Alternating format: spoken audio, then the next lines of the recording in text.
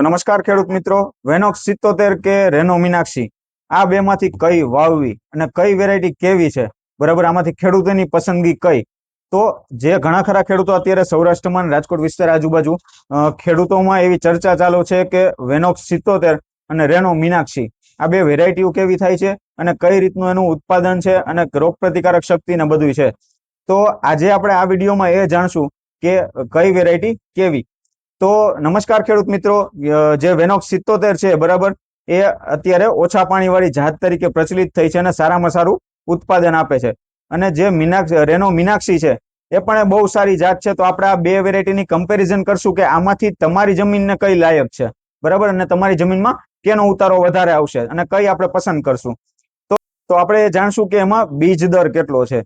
તો બીજ દર જે વેનોક્સ 77 નો છે એ 22 થી 24 કિલો એક વીઘાનો છે.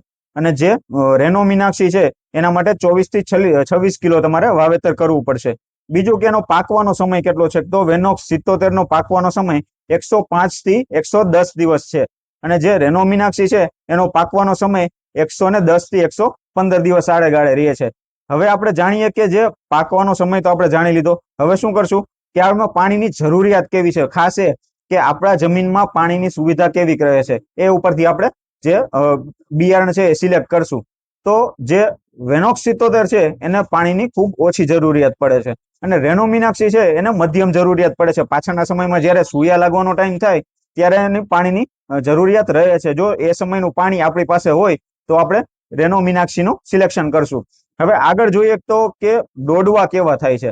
તો જે વેનોક્સ 77 છે એના સફેદ કલરના આકર્ષક, મજબૂત અને ભરાવદાર ડોડવો થાય છે, બરાબર. અને જે રેનો મીનાક્ષી છે એનો લાંબો, પાતળો અને મજબૂત ડોડવો થાય છે અને એનો વજન ખૂબ વધારે હોય છે. તો હવે આપણે ગણતરી કરીએ કે ઉત્પાદન કેટલું આવશે. તો વેનોક્સ 77 નું આશરે ઉત્પાદન 30 થી 35 મણ જેટલું વીઘે હોય છે. અને જે રેનો મીનાક્ષી છે એનું ઉત્પાદન 32 થી લઈને 37 મણ સુધી થઈ શકે છે. હવે આગળ જાણીએ કે રિસ્ક કેટલું. તો કે જે વેનોક્સ 77 છે એમાં સૌથી ઓછું રિસ્ક રહે છે અને જે રેનો મીનાક્ષી છે એમાં થોડું ઘણું રિસ્ક રહે છે, પણ જે એનો ઉતારો છે એ સામે વધારે છે. પ્લસ આપણે એમાં જોઈએ કે રોગ પ્રતિકારક શક્તિ કેવી છે. તો રોગ પ્રતિકારક શક્તિ જે વેનોક્સ 77 છે એમાં સુકારા માટે અને ગેરુ માટે, આ બે માટે વેરાયટી સહનશીલ છે. અને જે રેનો મીનાક્ષી છે એ સુકારામાં અને ટીકામાં આ બે રોગ પ્રત્યે એ સહનશીલ છે.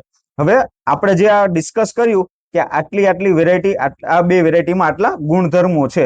તો હવે તમારી જમીનને કઈ અનુકૂળ છે અને તમારે પાણી કેવું છે એના ઉપર તમે વેરાયટી સિલેક્ટ કરી શકો છો. હવે ખાસ ધ્યાન શું રાખવું જોઈએ, તો ધ્યાન બધા ખેડૂતોને જનરલી ખબર જ છે કે સૌથી પ્રથમ આવે છે વાવેતર કરતા પહેલા પટ મારવો.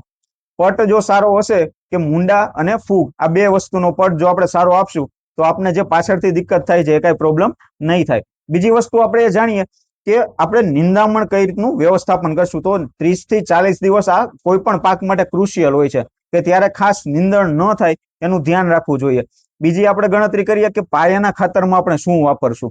તો પાયાના ખાતરમાં જે આપણે એનપીકે રેગ્યુલર નાખીએ છીએ એની સાથે ભૂમિરક્ષા મિક્સ લીંબોળી ખોળ નાખો અને સલ્ફર યુક્ત મિક્સ માઇક્રોન્યુટ્રન્ટ નાખવું, જેથી જે આપણે શરૂઆતના સ્ટેજમાં આપના છોડને વ્યવસ્થિત એનું ખાતર મળી રહે અને વિકાસ સારો થાય. હવે આપણે ગણતરી કરીએ, નિષ્કર્ષ કાઢીએ કે આપણા માટે કયું સારું. તો જો તમે ગણતરી કરતા હોય તો વેનોક્સ 77 છે એનો દાણો ખૂબ જ મોટો હોય છે, બરાબર, અને આકર્ષક હોય છે. સફેદ કલરનો આપણે એનો પોપટો થાય છે એટલે આકર્ષક દાણો હોય છે. તો એ ખાવા માટે વધારે પડતો ઉપયોગ થતો હોય છે. અને જે રેનો મીનાક્ષી છે એ તેલ કાઢવા માટે ખૂબ જ મહત્વનું છે. તો તમારે જમીન કેવી છે, જો મધ્યમ છે, વધારે કસવાળી હોય તો તમે રેનો મીનાક્ષી સિલેક્ટ કરો. જો મધ્યમ જમીન હોય અને આમાં પાણી આપણે ઓછું આપી શકતા હોય તો તમે વેનોક્સ 77 સિલેક્ટ કરશો.